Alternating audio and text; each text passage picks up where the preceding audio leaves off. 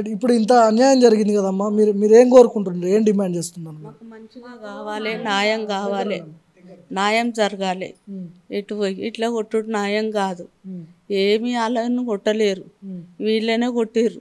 వీళ్ళు జరంత మందిరు, వాళ్ళు చాలా మందిరు. వాళ్ళ చాలా మంది ఉండి కొట్టిర్రు.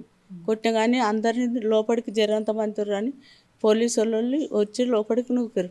నూకినా కానీ గూటంతా వలగొట్టి చర్చి వలగొట్టి మళ్ళీ లోపలికి పోయి కూడా కొట్టిర్రు. ఇగో ఇల్లు నా కొడుకు వెనకసీరు వచ్చి ఎందుకన్నా గొడవ వద్దు చెయ్యి, ఇట్లా పిల్లలు రాపితే అని కన్నీ కుచ్చుకోపోయినాయి. కుచ్చుకోపోతే కూడా అట్లని రాళ్ళు కొట్టారు. అన్ని చాలా దెబ్బలు తగిలినాయి. ముందే కాళ్ళు లేవది, అంతే సిమ్టిలోకి ఇంతవరకు దిగిపోయిండు. ఏం కోరుకుంటారు అమ్మ, మీకు న్యాయం చేయాలా, ఎట్లా? మాకు న్యాయం కావాలి సార్, అంతే, ఇంకేం లేదు. మమ్మల్ని మా ఆయనని కొట్టిన వాళ్ళకి మళ్ళీ మాకు న్యాయం జరగాలి.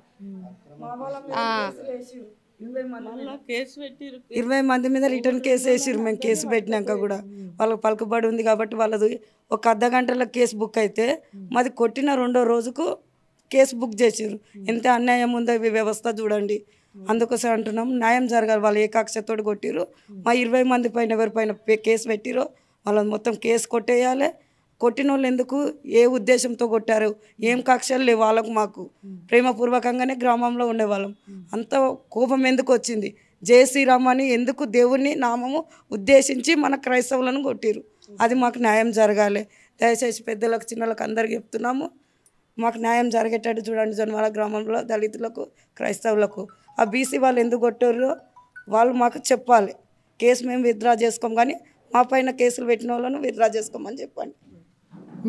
మీరేం చెప్తారమ్మా, ఏం చెప్తారు చివరిగా చెప్పండి? మాకు కూడా న్యాయం కావాలి. ఇప్పుడు మా ఆయన అట్లా వాడి ఉండు, ఇప్పుడు మా ఇంట్లో ఉన్నాయన ఆయన ఒక్క ఆయనని, ఆయన ఒక్క ఆయన ఇట్లా పడిపోయిండు. మాకు అదే బాధగా ఉంది. ఓకే, మిమ్మల్ని ఎక్కువ ఇబ్బంది పెట్టండి. సో చాలా ఎప్పటి నుంచో కూడా దళితుల మీద దాడులు ఆగట్లేదు. ఎక్కడి నుంచో కూడా మనం ఎప్పటి నుంచో చూస్తూ ఉన్నాం. ప్రభుత్వాలు మారుతున్నాయి కానీ సో ఇట్లనే జరుగుతుంది. దళితుల మీద దాడులు ఇవన్నీ కూడా గతంలో మనం చూసినాం. లాకప్ డెత్ జరిగినాయి, చాలా ఇవన్నీ కూడా జరిగిన నేపథ్యం అనిపించింది మనకి. సో వీళ్ళకి న్యాయం చేయాల్సిన అవసరం ఖచ్చితంగా ఇప్పుడున్నటువంటి గవర్నమెంట్కి ఉంది.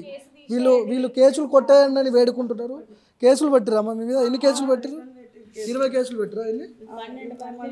23 కేసులు పెట్టిరంట. ఎవరెవరి మీద పెట్టిరో మాకు తెలియదు, కానీ గాయపడల మీద పెట్టిన కేసులు అయితే విత్డ్రాల్ చేసుకోమను, తీసేయమను. కానీ వాళ్ళకు జరిగే న్యాయం మాకు చేయాలి. ఇప్పుడు వాళ్ళని కొట్టిన వాళ్ళని కూడా శిక్షించాలి, మేము కోరుకునేది అది. సో ఇది చర్చి మీద దాడిగా కొంతమంది చిత్రీకరించారు. యాక్చువల్గా అంటే 2 కులాల మధ్య జరిగినటువంటి దాడిగా కూడా సోషల్ మీడియాలో వార్తలు వచ్చినాయి.